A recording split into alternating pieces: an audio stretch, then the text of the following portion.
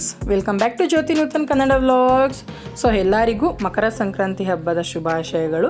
ಈ ಹಬ್ಬಕ್ಕೆ ಮೈನಾಗಿ ಮಾಡೋ ಸ್ವೀಟ್ ಅಂದರೆ ಸಿಹಿ ಪೊಂಗಲ್ಲು. ಸೊ ಆ ಸಿಹಿ ಪೊಂಗಲ್ನ ತುಂಬಾ ಈಸಿಯಾಗಿ ತುಂಬಾ ಟೇಸ್ಟಿಯಾಗಿ ಮಾಡೋದು ಹೇಗೆ ಅಂತ ತೋರಿಸ್ಕೊಡ್ತೀನಿ. ನೀವು ಈ ರೀತಿ ಒಂದ್ಸರಿ ಮಾಡಿ ನೋಡಿ, ಎಲ್ಲರೂ ತುಂಬ ಇಷ್ಟಪಟ್ಟು ತಿಂತಾರೆ ಆ್ಯಂಡ್ ತುಂಬ ಟೇಸ್ಟಿಯಾಗಿರುತ್ತೆ ಅಂತಲೇ ಹೇಳ್ಬೋದು. ನಮ್ಮನೇಲೂ ತುಂಬ ಚೆನ್ನಾಗಿ ಬಂದಿತ್ತು. ಸೊ ಒಂದ್ಸರಿ ಈ ರೆಸಿಪಿನ ಟ್ರೈ ಮಾಡಿ ಅಂತ ಹೇಳ್ತೀನಿ.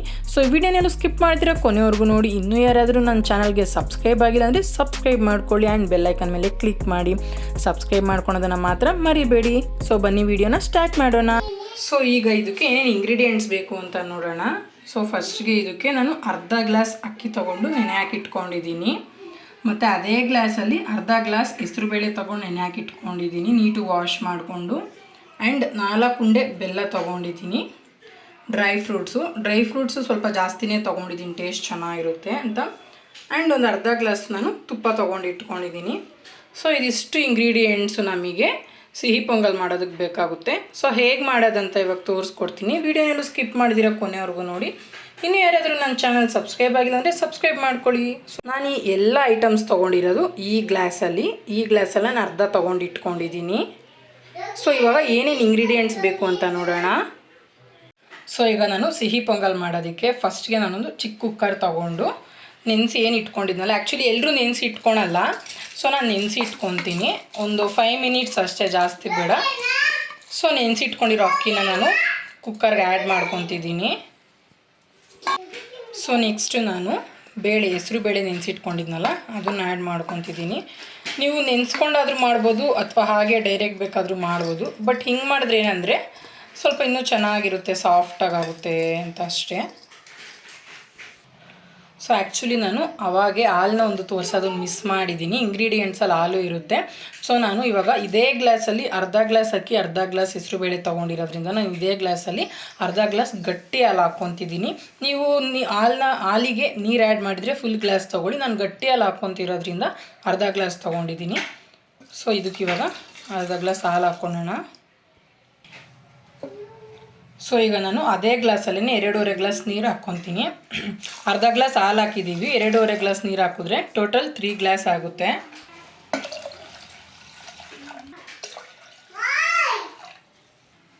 ಸೊ ಗ್ಯಾಸ್ ಹಚ್ಕೊಂಡು ನಾನು ಕುಕ್ಕರ್ ಇಟ್ಕೊಂಡಿದ್ದೀನಿ. ಈಗ ಇದಕ್ಕೆ ನಾವು 2 ಟೇಬಲ್ ಸ್ಪೂನಷ್ಟು ತುಪ್ಪನ ಆ್ಯಡ್ ಮಾಡ್ಕೋಬೇಕು.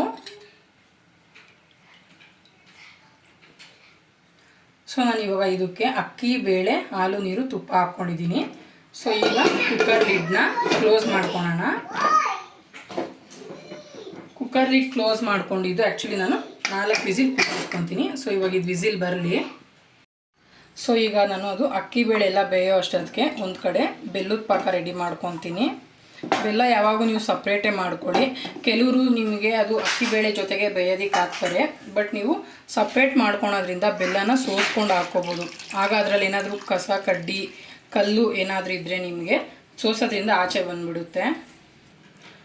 ಸೊ ಇದು ಕೆಲವರು ಬೆಲ್ಲನ ಪುಡಿ ಮಾಡ್ಕೊಂಡು ಸಹ ಹಾಕ್ಕೊತಾರೆ. ಕ್ವಾಂಟಿಟಿ ಜಾಸ್ತಿ ತೊಗೊಂಡ್ರೆ ಪುಡಿ ಮಾಡ್ಕೋಬೋದು. ಬಟ್ ನಾನು ಕ್ವಾಂಟಿಟಿ ಏನು ಜಾಸ್ತಿ ತೊಗೊಂಡಿಲ್ಲಲ್ಲ, ಸೊ ಹಾಗೆ ಹಾಕ್ಕೊಂಡಿದ್ದೀನಿ, ಹಾಗೆ ಕರಗುತ್ತೆ. ಸೊ ಅದು ವಿಸಿಲ್ ಬರೋ ಅಷ್ಟೊತ್ತಿಗೆ ನಾವು ಬೆಲ್ಲದ ಪಾಕ ರೆಡಿ ಮಾಡ್ಕೊಳ್ಳೋಣ. ಸೊ ಇವಾಗ ಇದು ನೋಡಿ ಆಲ್ರೆಡಿ ಸ್ವಲ್ಪ ಕುದಿಯೋದಕ್ಕೆ ಸ್ಟಾರ್ಟ್ ಆಗಿದೆ. ಒಂದು 8ರಿಂದ 10 ನಿಮಿಷ ಇದು ಅಷ್ಟರಲ್ಲಿ ಪಾಕ ಆಗೋಗುತ್ತೆ. ಒಂದು 8ರಿಂದ 10 ನಿಮಿಷ ಪಾಕ ಆಗೋದಕ್ಕೆ ಬಿಡೋಣ.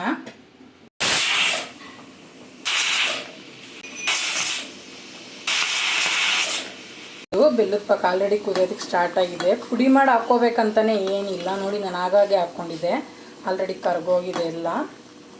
ಸೊ ಇದು ಇನ್ನೂ ಸ್ವಲ್ಪ ತಿಕ್ಕಾಗಿ ಆಗಬೇಕು ಬೆಲ್ಲದ ಪಾಕ. ಸೊ ಇದಿನ್ನೂ ಆಗಲಿ. ಸೊ ನೋಡಿ ಈಗ ಗ್ಯಾಸ್ ಆಫ್ ಮಾಡ್ಕೊಂಡಿದ್ದೀನಿ. ಬೆಲ್ಲದ ಪಾಕ ರೆಡಿಯಾಗಿದೆ.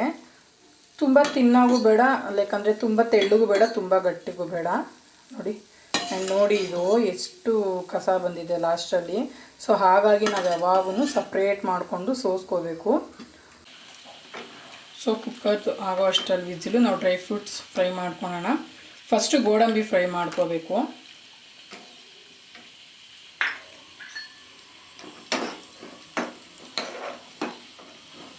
ಜಾಸ್ತಿ ಬ್ರೌನ್ ಬರಬಾರ್ದು, ಲೈಟಾಗಿ ಬಂದರೆ ಸಾಕು. ನೋಡಿ ಇಷ್ಟಾದರೆ ಸಾಕು. ಈಗ ಇದನ್ನು ಸಪ್ರೇಟು ಒಂದು ಬೌಲ್ಗೆ ಟ್ರಾನ್ಸ್ಫರ್ ಮಾಡ್ಕೊಳೋಣ.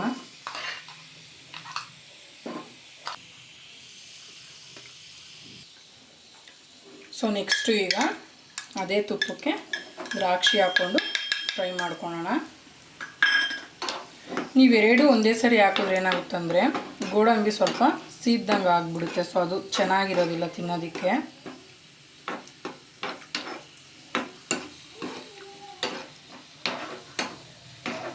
ಸೊ ಇದು ಅಷ್ಟೇ, ದ್ರಾಕ್ಷಿನೂ ತುಂಬ ಫ್ರೈ ಮಾಡೋದಕ್ಕೆ ಹೋಗ್ಬೇಡಿ, ಸ್ವಲ್ಪ ಮಾಡಿಕೊಂಡ್ರೆ ಸಾಕು.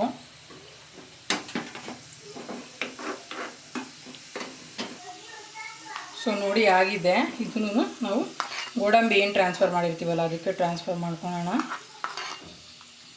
ತುಂಬ ಯಾವ ಡ್ರೈ ಫ್ರೂಟ್ಸ್ ಆದರೂ ಬ್ರೌನ್ ಕಲರ್ ಮಾಡೋದಕ್ಕೆ ಹೋಗ್ಬೇಡಿ, ಟೇಸ್ಟ್ ಹೊರಟೋಗುತ್ತೆ.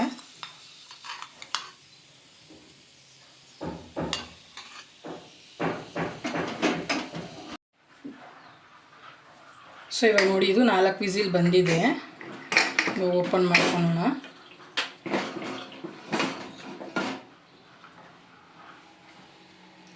ನೋಡಿ ಕರೆಕ್ಟಾಗಿ ಆಗಿದೆ.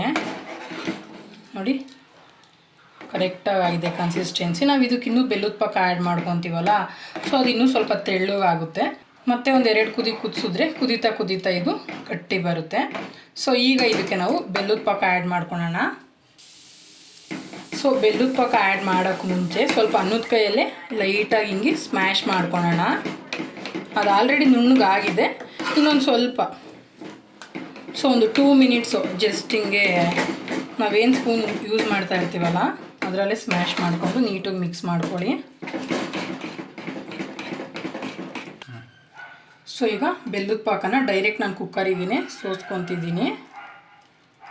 ನೀವು ಯಾವುದೇ ಸರಿ ಮಾಡಿದ್ರೂ ಸೋಸ್ಕೊಂಡೇ ಹಾಕಿ, ಯಾವ ಸ್ವೀಟ್ಗಾದರೂ ಆಗಲಿ, ಡೈರೆಕ್ಟ್ ಯೂಸ್ ಮಾಡೋದಕ್ಕೆ ಹೋಗಬೇಡಿ. ನೋಡಿ ಎಷ್ಟು ಕಸ ಬಂದಿದೆ, ನಿಮಗೆ ಕಾಣ್ತಿದೆ ಅಂದ್ಕೊತೀನಿ.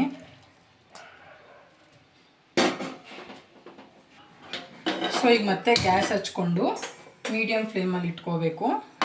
ನೀಟಾಗಿ ಮಿಕ್ಸ್ ಮಾಡ್ಕೊಳ್ಳಿ. ಇದೇನು ತೆಳ್ಳಗಿದೆಯಲ್ಲ ಇದು ಕುದೀತಾ ಗಟ್ಟಿ ಬಂದುಬಿಡುತ್ತೆ. ಸೊ ಇದು ನೀಟಾಗಿ ಮಿಕ್ಸ್ ಮಾಡಿಕೊಂಡು ಒಂದು 5 ನಿಮಿಷ ಮೀಡಿಯಮ್ ಫ್ಲೇಮ್ ಅಥವಾ ಫುಲ್ ಲೋ ಫ್ಲೇಮ್ ಇಡಿ, ಬೆಸ್ಟು. ಲೋ ಫ್ಲೇಮ್ ಇಟ್ಬಿಟ್ಟಿದ್ದು ಕುದಿಯೋದಕ್ಕೆ ಬಿಡೋಣ ಇವಾಗ. ಸೊ ನೋಡಿ ಇದು ಅವಾಗೆ ಫುಲ್ ತೆಳ್ಳಗಿತ್ತಲ್ಲ ಬೆಲ್ಲದ ಪಾಕ ಹಾಕಿದಾಗ, ನೋಡಿ ಕನ್ಸಿಸ್ಟೆನ್ಸಿ ಕರೆಕ್ಟಾಗಿ ಆಗಿದೆ. ನೀವು ಯಾವಾಗ ಮಾಡಿಕೊಂಡ್ರು ಇದೇ ಕನ್ಸಿಸ್ಟೆನ್ಸಿಯಲ್ಲಿ ಮಾಡ್ಕೊಳ್ಳಿ. ನೀವು ತುಂಬ ಗಟ್ಟಿ ಮಾಡಿಬಿಟ್ರಿ ಅಂದರೆ ಈಗ ನಾವು ಬೇಳೆ ಹಾಕಿರ್ತೀವಲ್ಲ, ಸೊ ಒಂದು 5 ನಿಮಿಷ ಬಿಟ್ಟರೆ ಸಾಕು, ಫುಲ್ ಮುದ್ದೆ ಥರ ಫುಲ್ ಗಟ್ಟಿಗೆ ಆಗಿಬಿಡುತ್ತೆ. ಸೊ ಇದೇ ಕನ್ಸಿಸ್ಟೆನ್ಸಿಯಲ್ಲಿ ನೀವು ಮಾಡ್ಕೋಬೇಕು. ಬೆಲ್ಲದ ನೀರು ಹಾಕಿದ್ಮೇಲೆ ಒಂದು 5ರಿಂದ ಒಂದು 10 ನಿಮಿಷ ಲೋ ಫ್ಲೇಮಲ್ಲಿ ಬಿಟ್ಟರೆ ಸಾಕು, ಅವಾಗವಾಗ ಕೈ ಆಡಿಸ್ಕೊತೀರಿ. ಸೊ ಇದಾಗಿದೆ. ಇವಾಗ ಇದಕ್ಕೆ ನಾವು ಇವಾಗ ಡ್ರೈ ಫ್ರೂಟ್ಸ್ ಆಗಲೇ ನಾವೇನು ತುಪ್ಪದಲ್ಲಿ ಫ್ರೈ ಮಾಡಿ ಇಟ್ಕೊಂಡಿರ್ತೀವಲ್ಲ ಅದನ್ನು ಆ್ಯಡ್ ಮಾಡ್ಕೊಳ್ಳೋಣ. ಸೊ ಆ್ಯಡ್ ಮಾಡಿಕೊಂಡು ನೆಕ್ಸ್ಟ್ ನಾವು ಅದು ಫ್ರೈ ಮಾಡ್ಕೊಂಡಿರೋ ತುಪ್ಪ ಇರುತ್ತಲ್ಲ ಅದನ್ನೆಲ್ಲ ಹಾಕ್ಕೊಳ್ಳೋಣ. ಇದಕ್ಕೆ ಹಾಕ್ಕೊಂಡು ನೀಟಾಗಿ ಮಿಕ್ಸ್ ಮಾಡ್ಕೋಬೇಕು.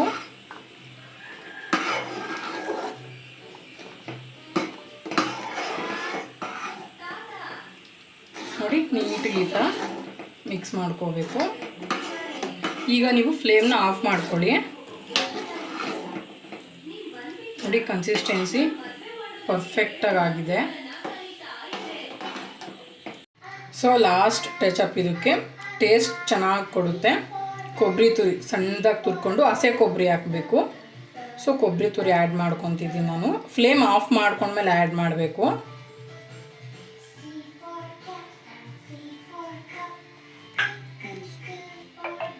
ಸೊ ಕೊಬ್ಬರಿ ತುರಿ ಆ್ಯಡ್ ಮಾಡಿಕೊಂಡು ನೀಟಾಗಿ ಮಿಕ್ಸ್ ಮಾಡ್ಕೊಳ್ಳಿ. ನೋಡಿ ಬಿಸಿ ಬಿಸಿ ಸ್ವೀಟ್ ಪೊಂಗಲ್ ರೆಡಿಯಾಗಿದೆ. ಸೊ ನೋಡಿ ಕನ್ಸಿಸ್ಟೆನ್ಸಿ ಎಲ್ಲ ಹಾಕಿ ಮಿಕ್ಸ್ ಮಾಡಿದ್ಮೇಲೆ ಪರ್ಫೆಕ್ಟಾಗಿ ಆಗಿದೆ. ಸೊ ಈಗ ನಾವು ಬೌಲ್ಗೆ ಸರ್ವ್ ಮಾಡ್ಕೊಳ್ಳೋಣ. ಘಮ ಘಮ ಅಂತಿದೆ. ಆ್ಯಕ್ಚುಲಿ ತುಂಬ ಚೆನ್ನಾಗಿ ಬರುತ್ತೆ.